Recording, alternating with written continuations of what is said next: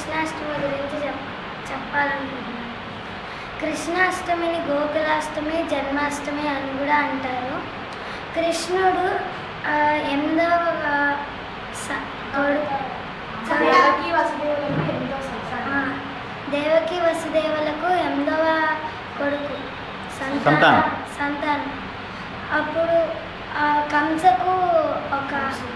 కంసుడికి నారదుడు వచ్చి చెప్తాడు, నిన్ను చంపడానికి కొంతమంది పుడతారు, నిన్ను చంపడానికి కొంతమంది పుడతారు, వాళ్ళు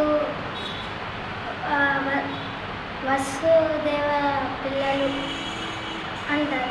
అయితే నేను వసుదేవ వాళ్ళని చంపేస్తాను అని వెళ్తాడు. ఈలోపు కృష్ణుడు పుట్టంగానే వాళ్ళ తండ్రి తనని అందరూ పడుకుని ఉంటే వాళ్ళ తండ్రి బుట్టలో తీసుకుని నదిని దాటి వెళ్ళి గోకులపురంలో అక్కడ పెట్టి ఆ పాపాన్ని మారుస్తారు. తర్వాత నారదుడు వెళ్ళి కంసుడికి చెప్తారు, నేను పుట్టడానికి కృష్ణుడు అనేవాడు పుట్టాడు, తను నిన్ను చంపేస్తాడు అని చెప్తారు.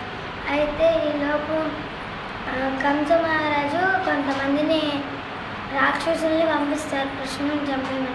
కృష్ణుడు చిన్నవాడైనా కూడా అందరినీ చంపేస్తాడు.